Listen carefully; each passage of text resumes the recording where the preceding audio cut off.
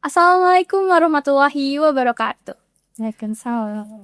Halo, halo, apa kabar teman-teman semuanya? Selamat datang di IPCast, Islamic Banking Podcast. Podcast dari Himpunan Mahasiswa Program Studi Perbankan Syariah yang hadir untuk nemenin kalian ngobrol seputar tentang dunia perbankan, ekonomi, pengembangan diri, sampai ke persiapan karir di masa depan. Perkenalkan, saya Tiara Arja Al-Nuri, dan di episode pertama ini saya bakal jadi teman ngobrol kalian semua. Sebelum mulai, semoga yang lagi dengerin ini dalam keadaan sehat dan semangat ya. Walaupun mungkin temen-temen ada nih yang sambil ngerjain tugas atau nunggu jadwal revisi atau enggak lagi berjuang sama deadline yang gak ada habisnya, kita ngerti kok rasanya. Nah, teman-teman, pasti pernah denger gak sih pertanyaan kayak, nanti setelah lulus mau kerja di mana? Atau enggak, perbankan syariah itu prospeknya apa aja sih? Wajar banget kalau kita masih bingung untuk ngejawabnya. Dan sekarang kan udah serba digital ya. AI udah masuk kemana-mana, mau transfer, mau nabung, mau investasi, bisa lewat HP. Dunia kerja pun ikut berubah, ngikutin itu semua. Karena itu, di episode kali ini kita bakal bahas topik yang relevan banget buat kita semua, yaitu peluang karir di industri perbankan syariah dan skill yang harus dimiliki mahasiswa finansial di era di kita. Stay tune sampai akhir ya, karena bakal banyak banget insight menarik yang akan menjadi bekal teman-teman untuk kedepannya. Nah, podcast ini tentunya nggak lengkap kalau tanpa narasumber yang inspiratif dan keren. Alhamdulillah episode kali ini kita kedatangan seseorang yang memiliki pengalaman dan wawasan yang luar biasa di bidang pendidikan dan ekonomi keuangan syariah. Halo Ibu Riris, gimana kabarnya? Sehat Ibu? Sehat. Saya boleh ralat nggak? Pengalaman saya bukan di pendidikan dan keuangan, tapi saya adalah perbankan. 35 tahun saya di perbankan. Oh, di perbankan. Oke, maaf Ibu. Oke. Boleh nggak Ibu kenalin dulu biar teman-teman udah pada kenal gitu. Apa yang harus saya Kayak profilnya, latar belakangnya gimana, atau perjalanannya hingga sampai saat ini tuh gimana? Ya, perkenalkan saya Riris Aisyah Roskiawati. Sebelum jadi akademisi tahun 2010, saya background sebelumnya adalah mantan pegawai bank di BUMN, BRI, kemudian 16 tahun sebenarnya saya di Standard Chartered Bank di bank asing dari Inggris ya, itu sekitar 14 tahun. Kemudian saya sebagai ekspor di ADB, ASEAN Development Bank, hingga hari ini. Kemudian kalau saat ini juga sebagai dosen, tapi juga asesor. Jadi asesor untuk program studi di seluruh Indonesia ya, terutama di bawah EMBA, Ekonomi, Manajemen, Bisnis, dan Akuntansi. Menarik sekali. Oke, sebelum kita masuk obrolan utama, boleh kali ya Ibu kita bahas yang ringan-ringan dulu aja. Oke. Kalau kira-kira Ibu nggak jadi dosen seperti sekarang nih, kira-kira profesi apa yang bakal Ibu pilih? Apa tetap jadi bank, tetap kerja di bank atau gimana? Gini, kebetulan saya sebelum jadi dosen itu kan saya keberadaan saya waktu itu di World Bank ya, di Filipina waktu itu. Kemudian saya ketemu dengan salah seorang kiai ya, dari perguruan tinggi Islam juga tapi swasta. Kemudian saya diajak mengajar gitu, sempat agak ragu juga jadi dosen karena waktu saya tidak meninggalkan bank, saya sebagai konsultan atau sebagai kalau dibilang mentor untuk perbankan. Mentor. Nah, jadi saya sering keliling bertugas dengan ADB tapi untuk negara kita, yaitu terutama di ADB di bawah Asbanda, Asosiasi Bank-Bank Pengguna Daerah. Jadi saya mengawal mendampingi BPD di seluruh Indonesia, tapi pekerjaan itu berlaporannya gitu ya, bermuaranya untuk ke ADB untuk mendapatkan kelayakan pembiayaan dari ADB.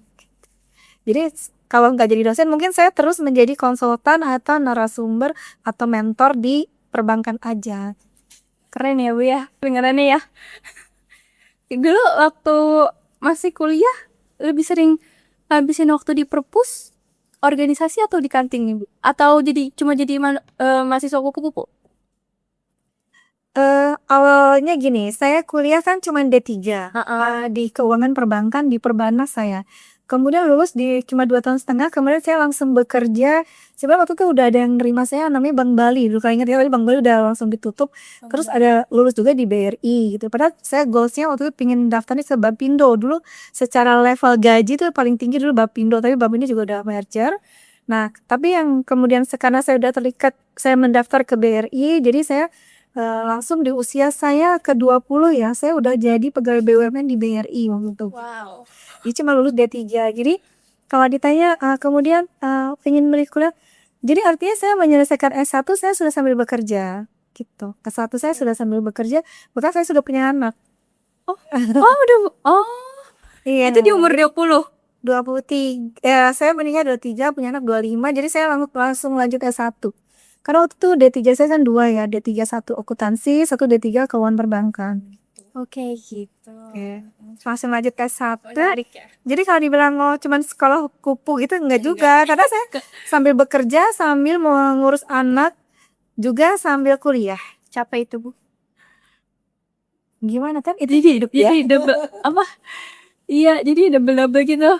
Ya, dan bekerja waktu itu di BRI, karir saya sebagai sekretaris direksi waktu itu. Berarti kuliahnya Sore hari, sore hari, kelas karyawan. kelas karyawan. Berarti dari pagi sampai sore kerja, sorenya kuliah, Iya. malamnya Babynya dititipkan di daycare di Departemen Kehakiman di Rasuna Said. wow.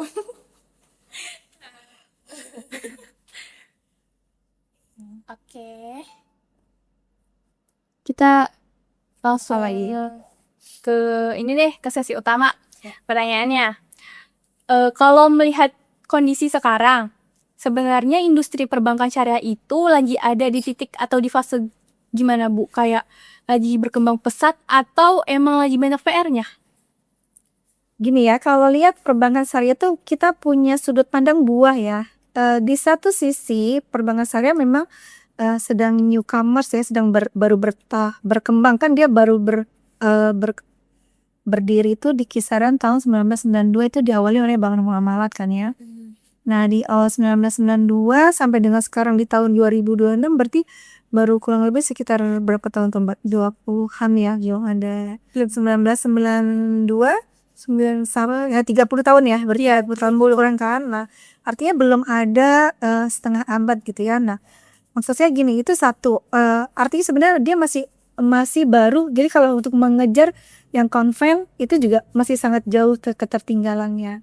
Di satu sisi dia baru, tapi lihat kondisi perkembangannya yang relatif konstan. Ada kan di PPT saya? Iya. Relatif konstan, kisaran itu dari tahun 92 sampai dengan hari itu hanya berlari di kisaran 5, 6 dan 7.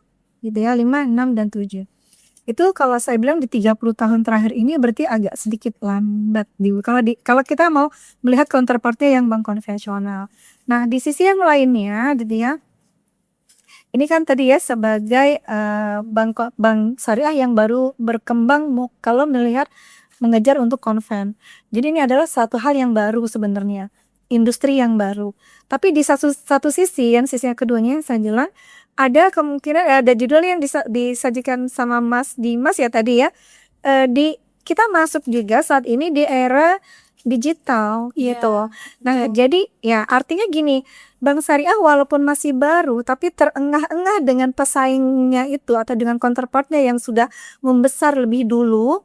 Nah, ternyata ada peluang lagi dengan perkembangannya digital tadi gitu. Jadi kita melihatnya dua sisi. Nah, cuman masalahnya adalah gini. Dia baru, artinya peluang kesempatan ada nih karena masih baru. Tapi di satu sisi lagi baru juga nih ada era yaitu digitalisasi. Tapi keduanya sebenarnya adalah peluang dan ancaman. Nah, ancamannya apa gitu ya? Ancamannya ini sekarang masuk ke cuman bank syariahnya ya, tapi dari dua sisi. konven dan syariah. Bank syariahnya aja, konven udah kita tinggalkan. Oke. Ya kan? Nah, kita tinggal syariahnya, tapi dengan dua sisi tadi. Di perkembangannya yang baru gitu ya saat ini, kemudian kecil peluangnya untuk mengejar yang konven, bank syariah ini sebenarnya berpeluang untuk terus meningkatkan pertumbuhannya sebenarnya karena dia masih baru. Tapi satu sisi di digitalnya adalah nih tadi peluang, ancamannya adalah banyak sekali saat ini mengikuti counterpartnya konvensional, bank-bank itu menutup hubnya, cabangnya. Karena sudah pakai dengan istilahnya apa namanya sekarang namanya? Istilahnya digital onboarding. Yang semuanya serba dengan handphone, dengan ya kan? Gadget gitu. Nah, itu tren digitalisasi. Nah, dengan seperti itu artinya kan mengurangi kebutuhan sumber daya manusia. Betul, iya. Iya nggak sih? Ya. Nah, kemudian isu lagi di dalam digital ini untuk perbankan syariah yang harus diperhatikan juga, berarti ada peluang nih kita bisa juga masuklah ke dalam kolaborasi ekosistem. Misalnya kita kan yang keunggulan di sini adalah ada produk-produk zakat, suku, infak gitu kan. Soalnya kayak nggak, Iya, ya kita masuk dengan digital yang bisa juga jadi produk apa namanya sumber simpanan dari masyarakat gitu ya. Karena kan bahwa terkenal ada satu artikel dunia yang menyatakan Indonesia itu adalah negara yang paling dermawan kan di dunia gitu kan. Nah, jadi zakat infak sedekah itu kan bisa dikoordinir oleh Permenas Syariah seharusnya gitu. Nah, itu jadi sebagai peluang nih untuk kolaborasi ekosistem di digital untuk perbankan syariah menjadikan itu sebuah produk unggulan di dalam kolaborasi ekosistem tadi untuk produk itu menerima seperti zakat, infak, wakaf, sedekah gitu. Nah, itu kan sebagai unggulannya ya. Kalau di dalam kolaborasi ekosistem. Terus kemudian ada juga ya misalnya tapi peluang lainnya lagi ya itu tadi banyak yang harus mengundurkan diri secara ya kan karena mengurangi digital ya. Tapi ada kemungkinan ini nggak sih Bu, yang SDW itu kalah dengan yang AI kan? Nah, itu ya saya mau tunjuk ke sana. Saya semalam baru pulang dari Lombok. Saya ikutin tentang paparan BSSN, Badan Siber dan Sandi Negara ya. Nah, jadi teman-teman nggak usah khawatir kalau nggak ini Bu, cabangnya hubnya banyak yang ditutup. Nah, ternyata kita peluangnya gini, berkembanglah teman-teman, tidak hanya ambil sarjana ekonomi di bidang PSY-nya saja, tapi coba perkaya diri teman-teman dengan mengambil sertifikasi di cyber security. Nah, karena itu masih sangat dibutuhkan dan peluangnya sangat besar. Jadi, saya tadi menawarkan di PPT saya, coba deh teman-teman ambil digital syariah product developer. Kemudian ambil cyber security spesialis. Kalau boleh saran, coba deh hubungi, nanti saya ada nomor teleponnya, Kepala Badan Siber Sandi Negara di Sabang, undang beliau nih datang. Nah, dan nanti coba tawarkan dia biasanya bisa mau ini gimana caranya mengambil sertifikasi itu, karena peluang itu nanti teman-teman jadi gini, ambil pun perbankan karena produk perbankan yang sekarang lagi lagi happiness ya, bahasa happening gitu ya, kalau teman-teman bilang lagi happening banget tuh kan fintech ya. Iya. Nah, tapi secara teman-teman bank saya nih, banker-banker saya, fintech itu meresahkan karena itu saingannya. Karena fintech itu tidak harus bank besar, dia hanya beberapa orang yang menguasai tentang pembiayaan, mengambil perusahaan startup, dia udah bisa bikin produk fintech. Contohnya peer to peer tadi, pinjaman, tinjau. Iya udah banyak sih ya sekarang ya. Payment. Iya enggak? Nah, akhirnya perbankan menyaingi itu, akhirnya teman-teman perbankan ini bukalah produk fintech, untuk paymentnya, kemudian juga untuk pinjamannya. Contohnya misalnya kalau BNI buka Wonder, BSI buka Beyond, ya kan? Apalagi tuh BCA buka Blue ya. Itu karena dia menyaingi perusahaan-perusahaan fintech tadi. Itu pesaing kita loh. Nah, perbankan tuh gelisah banget dengan perkembangan fintech tadi, sehingga nah sekarang teman-teman corona saya coba deh di fintech itu cyber security-nya masih kurang. Jadi nanti teman-teman peluangnya adalah ambil di tambahan keilmuan di manajemen resiko juga. Manajemen resiko. Iya, jadi nanti selain punya gelar SE, teman-teman juga punya gelar ahli cyber security, ahli manajemen resiko cyber, atau ahli forensik cyber gitu tuh banyak sekali keperluan. Makanya sekarang teman-teman bank saya tuh yang sekarang udah pada jadi direksi ya, karena saya melalang ke kemana-mana dan ke UIN. Akhirnya teman-teman saya udah jadi kayak teman Bu Hermita, kebanyakan lah teman-teman yang jadi direksi di perusahaan itu banyak bilang kalau sekarang ini ngerekrut SDM kebanyakan dari kampus-kampus yang belajar IT. Oh, iya sih. Iya. Ini cuman info aja ya, tapi bukan untuk ke teman-teman langsung gimana enggak. Tapi teman-teman malah teman-teman punya. Nah, tadi saya lihat ada di sini kan kombinasinya, teman-teman menguasai tentang keahlian dalam muamalah digital. Dalam muamalah, kemudian kalau teman-teman ambil lagi tentang keahlian digital, jadilah muamalah digital. Ya nggak sih? Kan yang kalau orang IT nggak paham tentang transaksi-transaksi di dalam perbankan. Iya. Nah, kalian udah punya keahlian di keuangan dan perbankan, tinggal menambahkan digitalisasinya aja seperti itu. Jadi peluangnya nggak usah khawatir lagi. Pos ya. Ya, gitu. Jadi nggak usah khawatir, untuk peluangnya ada. Ada lagi. Ada. Oke, karena peluangnya masih luas. Gimana sih Bu caranya biar kita itu bisa bersaing dan dilirik sama industri? Kira-kira skill apa yang paling penting? Tadi yang saya Tadi yang digital itu ya kali macam-macam ya. cyber. Digital tuh kan macam-macam ya. Jangan cuman kita mabuk dengan digital dong ya. Kita ahli ini, tapi jangan lupa yang ahli pengamanan tentang digitalnya belum ada gitu. Nah, kita tergoda dengan semua fintech buka, tapi yang untuk pengamanannya kok nggak ada mikirin. Nah, kita tolong di situ. Itu peluang kita banget. Harusnya jangan disiarkan di sini. Nanti teman-teman pada hamil duluan ya nggak sih sebenarnya. Ya nanti teman-teman jangan puas dengan ambil SE aja, coba ambil lagi kalian yang lain gitu. Karena pengalaman saya, jadi kalau saat saya bekerja dulu ya, melamar kerja itu saya nggak pernah, seumur hidup saya nggak pernah menganggur.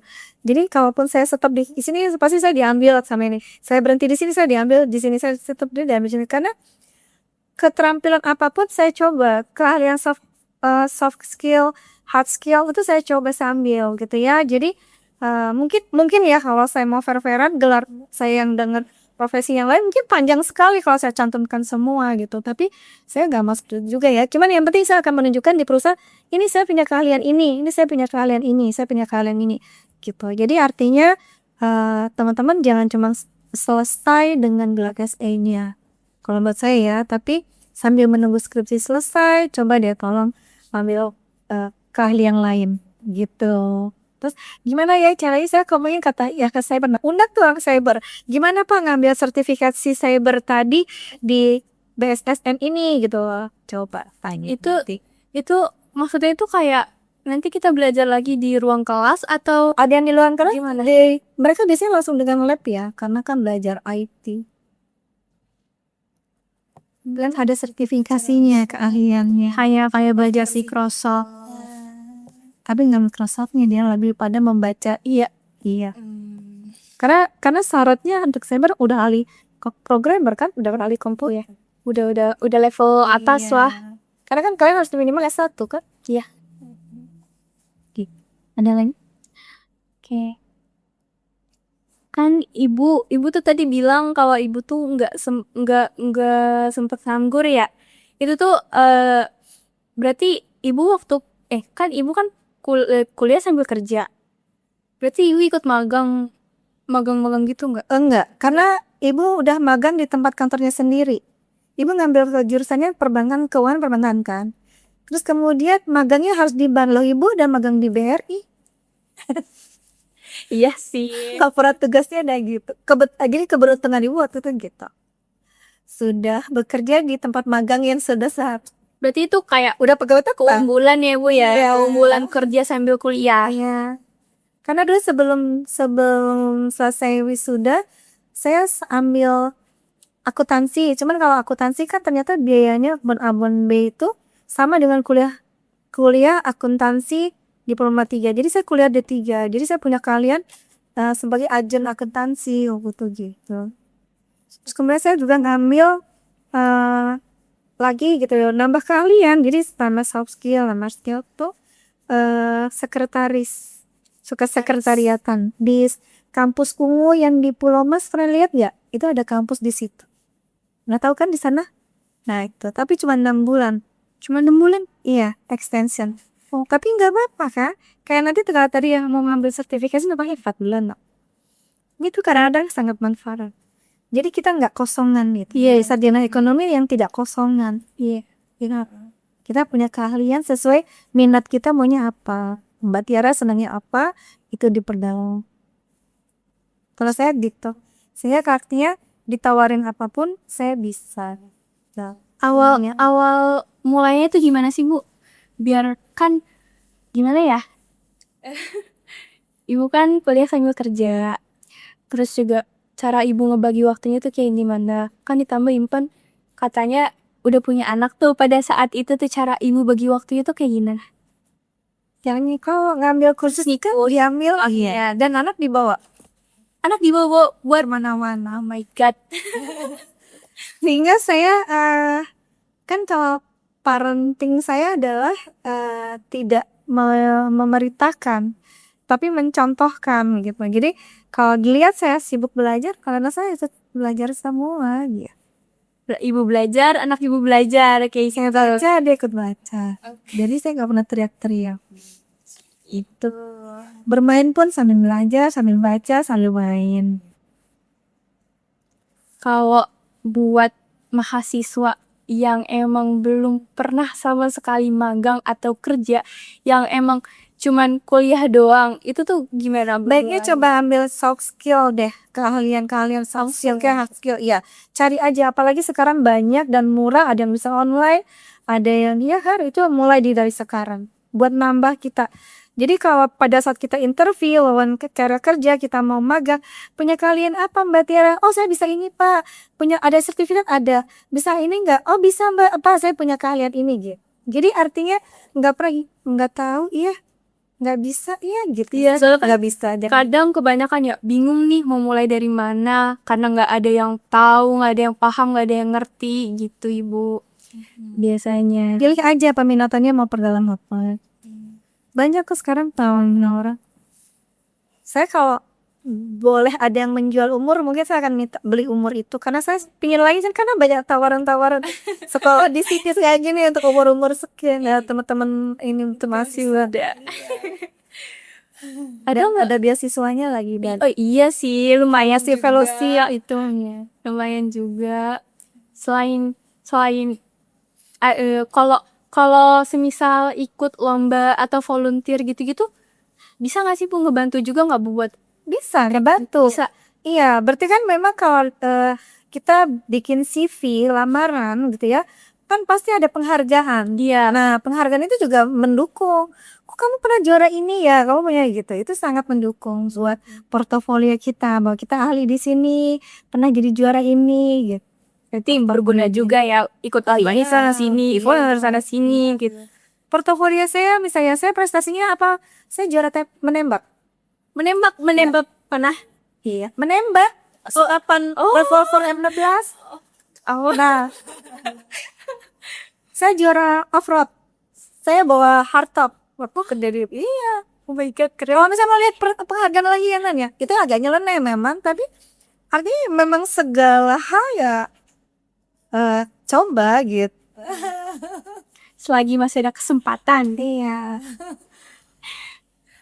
Tapi juara menyusun bisnis plan untuk usaha kecil, usaha ini juga bisa ada gitu. Prestasi sebagai best general manager di Standard Chartered pernah, sebagai kepala cabang terbaik se-Indonesia pernah, gitu. Apalagi ya, loh, ini kan target ya, goals ya. Jadi manusia kan kita harus punya goals, punya tujuan. Kalau enggak, ya Bingung jadinya terombang-ambing. ya.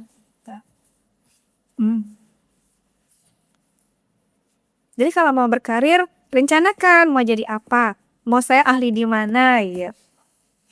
Baru tuh bisa nentuin jalannya. Ya, jadi kalau wawancara juga kan. Berarti cara kan kita kan sebagai mahasiswa pastinya kepikiran buat bikin LinkedIn, ngebangun personal branding gitu ya. Itu gimana sih Bu cara ngebangunnya kalau dari sekarang? Kan saya kan masih semester 2 ya. Itu tuh gimana cara mulainya? Iya, kalau saya lihat LinkedIn saya tuh banyak banget Bu, ditawarkan kerja di sini kan, di sini. Terus umur saya udah nggak mau lagi kan, saya kerja office hour gitu kan. Udah mau ditawar sebulan 20 juta, 50, aduh kayaknya sih udah enough gitu ya. Karena udahlah yang ya sekarang mencari yang apa ya, tenang yang bisa bekal untuk 3 hal menuju ke alam kubur. Itu aja yang saya kejar sekarang gitu istilahnya. Tapi kalau memulai dari sekarang, tadi saya bilang sambil menunggu skripsi atau sambil ini gitu ya, memang kita juga perlu ya berinteraksi, bersosialisasi dengan teman-teman. Tapi kita jangan apa ya, wasting time gitu ya. Saya juga orang yang sangat pecicilan, senang bermain, paling usil dulu ya.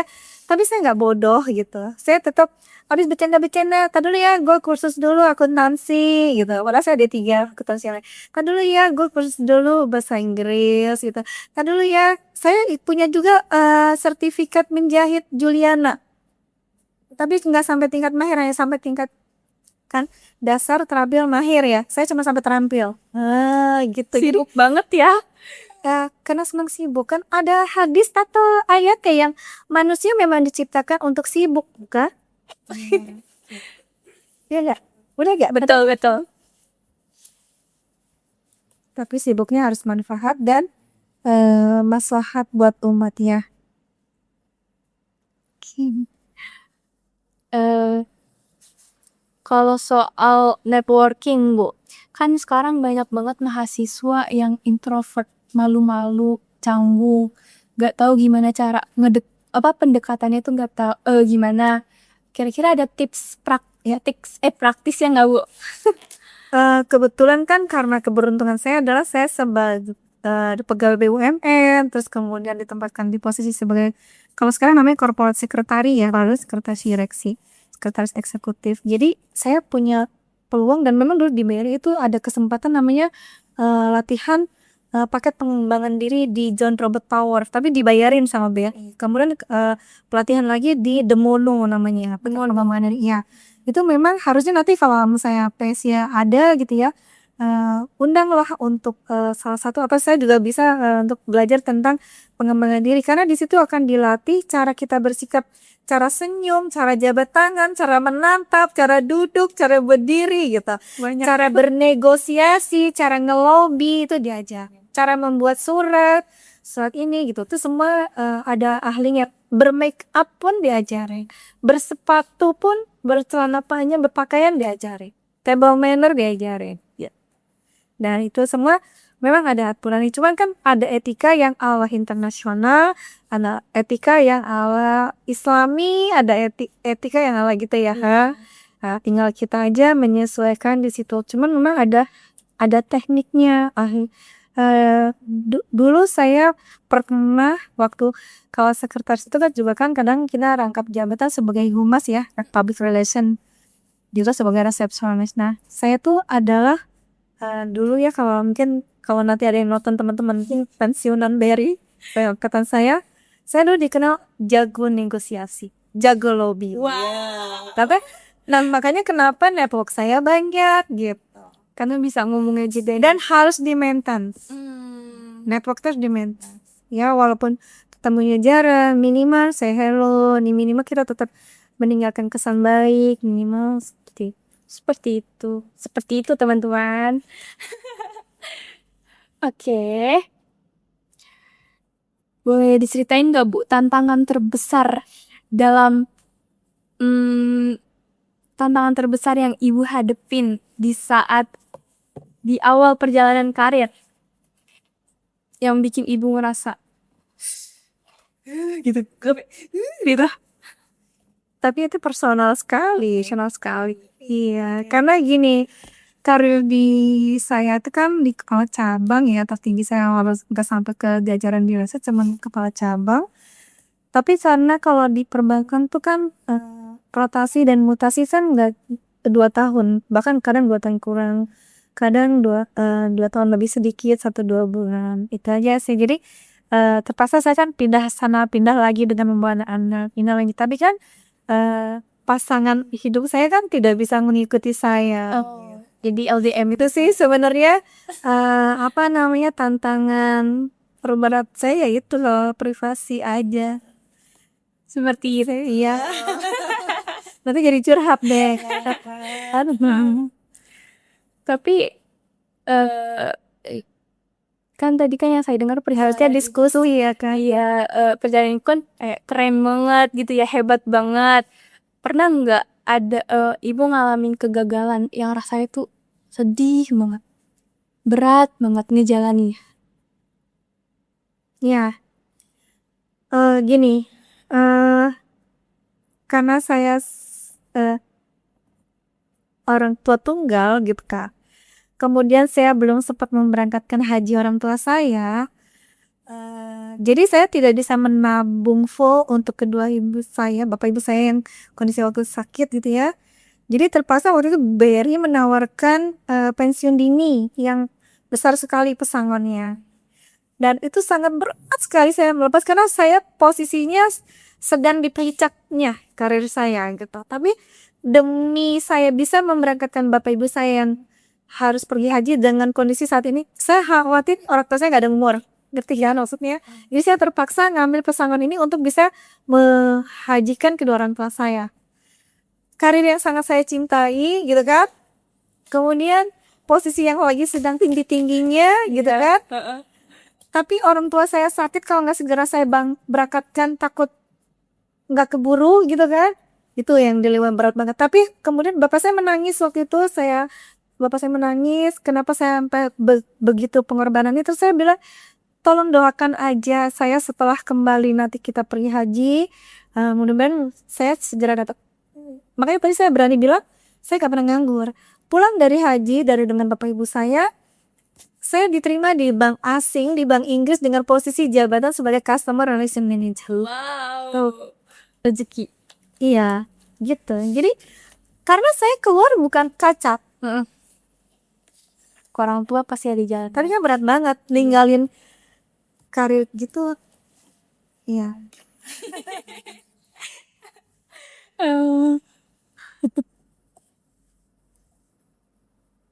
Oke. Dari semua pencapaian yang udah ibu lewatin, apa yang paling bikin ibu bangga sama diri ibu sendiri? Saya berhasil menyekolahkan kedua anak saya dengan cita-citanya semua. Maksudnya dengan harapan dia, dengan kita berbeda ya. Anak saya 2, tapi dua-duanya berbeda jurusan dengan saya yang sangat finance and banking banget gitu ya. Tapi mereka mencapai sampai di masternya dua-duanya dengan dari saya sendiri. Dari saya sebagai seorang single mom. Oke, itu yang saya bangga.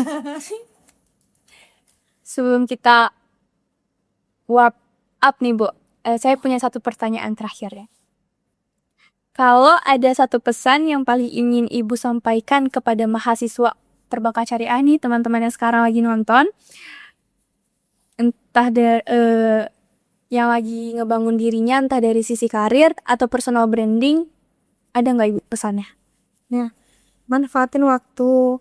Umur itu jangan kita umur misalnya saat ini teman-teman kisaran di 20-25 ya. Iya. 20-25. Hitung deh sama teman-teman.